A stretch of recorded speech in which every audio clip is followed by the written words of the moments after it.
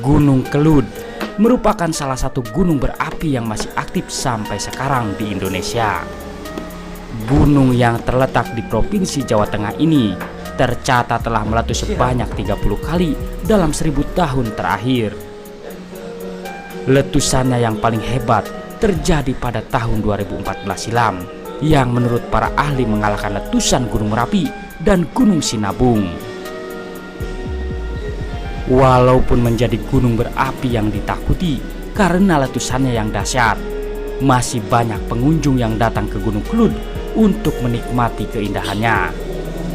Letusan-letusan ini mulai memunculkan kisah misteri di Gunung Kelud yang tersebar di berbagai kalangan. Berikut ini adalah misteri dan sejarah Gunung Kelud. Yang pertama, legenda Lembu Suro. Terdapat legenda Gunung Kelud tentang kisah Lembu Suro yang dikhianati cintanya. Kisah ini berawal dari sayembara yang diadakan oleh Raja Brawijaya untuk menikahkan putri cantiknya yang bernama Dia Ayu Pusparani. Sayembara tersebut kemudian dimenangkan oleh manusia berkepala kerbau bernama Lembu Suro.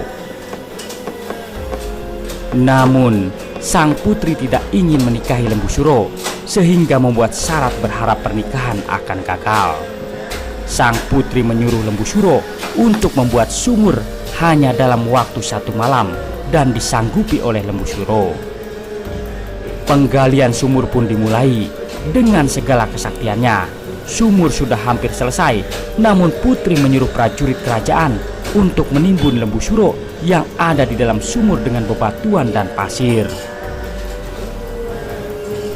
Sebelum tertimbun sepenuhnya, Lembu Suro yang murka membuat sumpah yang berisi, "Orang-orang Kediri suatu saat pasti akan mendapat balasanku. Kediri akan menjadi sungai, Blitar akan menjadi daratan, dan Tulung Agung jadi daerah perairan dalam." Kemurkaan Lembu Suro dikaitkan dengan letusan Gunung Kelud. Yang kedua, jelmaan buaya penunggu danau. Gunung memang tidak jauh dari mitos. Mitos Gunung Kelud ini bercerita tentang 2 orang bidadari di danau. Namun, mereka melakukan hubungan tidak senonoh yang kemudian diketahui oleh dewa dan langsung mengucapkan, "Kalian seperti buaya." Karena kekuatan dewa yang besar, ucapan tersebut mengubah bidadari itu menjadi buaya yang sampai sekarang dipercaya menjaga Gunung Kelud.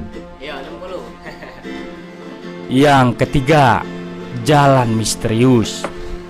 Saat berkunjung ke Gunung Kelud, Anda pasti akan melewati jalanan misterius yang bisa membuat kendaraan bergerak sendiri pada jalanan yang datar walaupun mesin dalam keadaan mati, sehingga dikait-kaitkan dengan hal mistis. Tapi menurut peneliti, ada medan magnet yang kuat sehingga dapat menarik mobil. Namun masih menjadi pertanyaan, kenapa mobil bisa bergerak sesuai arah jalan. Yang keempat, hari keramat Wage.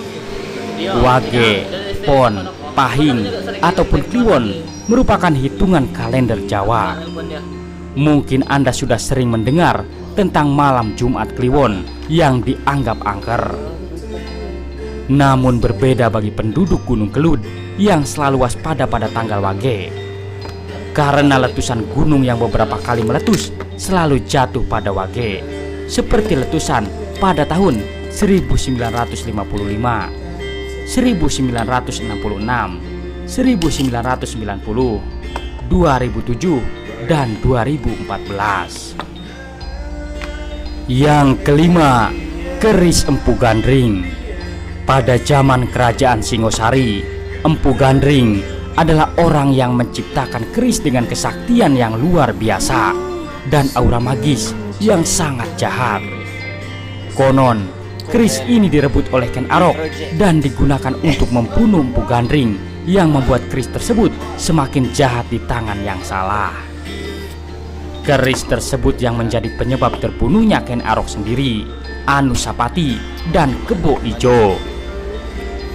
Keris berpindah tangan menjadi milik Raja Wisnuwardana yang berhasil direbut oleh Raja Hayam Wuruk yang berniat menghancurkan aura jahat dari keris tersebut.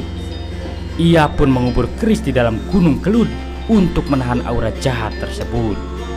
Maka dari itu, gunung yang tingginya tidak seberapa ini memiliki letusan yang sangat dahsyat.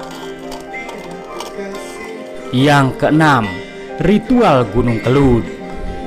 Sesuai dengan legenda yang dipercaya turun-temurun, ritual ini diadakan oleh warga setempat pada setiap bulan Suro untuk menolak sumpah yang dibuat oleh Lembu Suro dan sebagai rasa syukur kepada Sah Yang Widi. Yang ketujuh, ramalan Jayabaya. Dipercaya oleh masyarakat sekitar, jika Gunung Kelud meletus, maka akan selalu diikuti oleh peristiwa-peristiwa besar.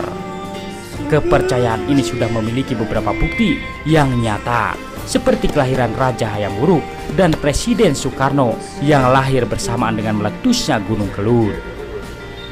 Terjadi letusan gunung pada tahun 1811, sebulan sebelum serbuan Inggris datang ke Indonesia.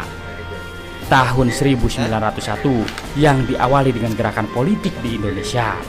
Tahun 1919 sebagai awal gerakan kebangsaan Indonesia dan jatuhnya Orde Lama yang diganti menjadi Orde Baru pada tahun 1966.